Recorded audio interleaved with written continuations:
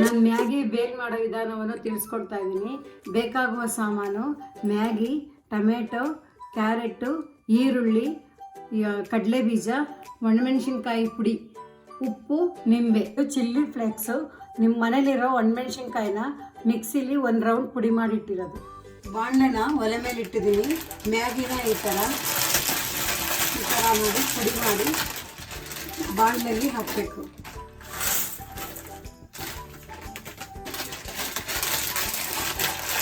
ಇದನ್ನು ಅಷ್ಟೇ ಹೀಗಾಗಿ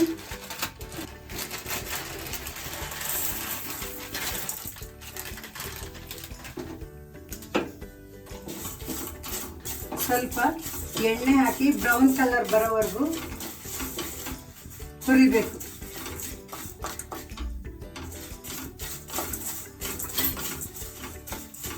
ಎರಡು ಸ್ಪೂನು ಎಣ್ಣೆ ಹಾಕಿದ್ದೀನಿ. ಗೋಲ್ಡನ್ ಕಲರ್ ಬರೋವರೆಗೂ ಫ್ರೈ ಮಾಡ್ತಾ ಇದ್ದೀನಿ.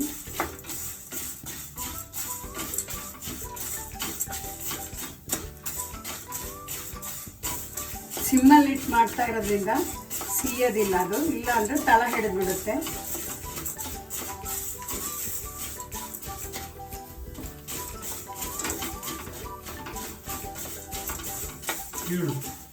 ಚೆನ್ನಾಗಿ ಫ್ರೆಶ್ ಆಗಿರಬೇಕು, ಪುಡಿ ಪುಡಿಯಾಗಿ ಇರಬೇಕು, ಬ್ರೌನ್ ಕಲರು ಬರಬೇಕು.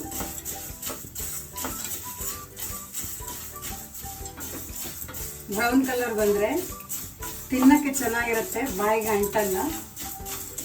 ಈಗ ಬ್ರೌನ್ ಕಲರ್ ಬಂದಿದೆ. ನಾನು ಸ್ಟವ್ ಆಫ್ ಮಾಡಿ 3 ಟೀ ಸ್ಪೂನ್ ಅಷ್ಟು ನೀರು ಹಾಕಿದ್ದೀನಿ. ಮುಚ್ಚಿ 2 ರಿಂದ 4 ನಿಮಿಷ ಬಿಡಬೇಕು.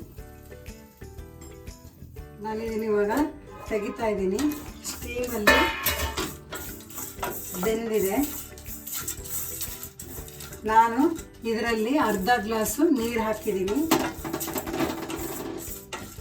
ಮಾಮೂಲಿ ಬೇಲ್ಪುರಿಗಿಂತ ಈ ಮ್ಯಾಗಿ ಬೇಲ್ಪುರಿ ತಿನ್ನಲು ತುಂಬ ಚೆನ್ನಾಗಿರುತ್ತೆ. ಸಂಜೆ ಹೊತ್ತು ಮಕ್ಕಳಿಗೆ, ದೊಡ್ಡವ್ರಿಗೆ ಕಾಫಿ ಟೀ ಜೊತೆ ತಿನ್ಬೋದು.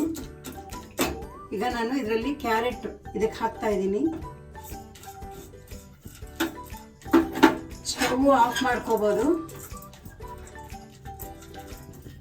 ಕಡಲೆ ಬೀಜ ಹಾಕ್ತಾ ಇದ್ದೀನಿ.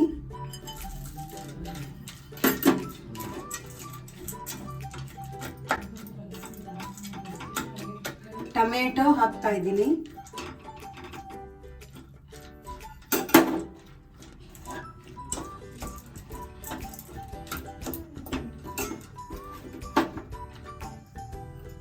ಮೆಣಸಿನಕಾಯಿ ಪುಡಿ ಮಾಡಿರೋದು ಹಾಕ್ತಾ ಇದ್ದೀನಿ.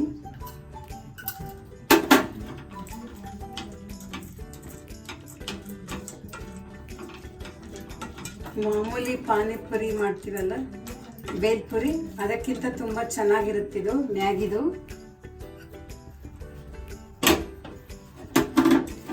ಈ ಥರ ಎಲ್ಲ ಕಲಿಸ್ಬೇಕು.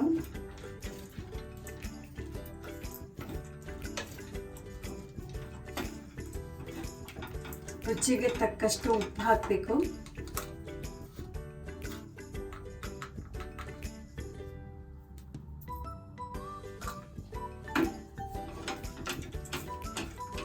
ಮ್ಯಾಗಿದ ಜೊತೆ ಪೌಡರ್ ಇತ್ತಲ್ಲ, ಬೇಕಾದರೆ ನೀವು ಅದನ್ನು ಹಾಕ್ಕೊಳ್ಳಿ, ಇಲ್ಲ ಅಂದರೆ ಬ್ರೆಡ್.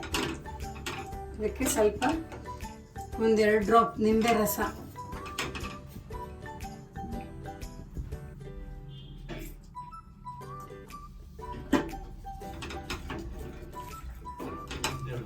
ಇದಕ್ಕೆ ಬೇಕಾದ್ರೆ ನೀವು ಮಿಕ್ಸ್ಚರು, ಸೇವು ಏನು ಬೇಕಾದರೂ ಆ್ಯಡ್ ಮಾಡ್ಕೋಬೋದು. ಚುರುಮುರಿಗೆ ಇದು ಆಲ್ಟರ್ನೇಟಿವ್. ಮ್ಯಾಗಿ ಬೇಲ್ ರೆಡಿಯಾಗಿದೆ.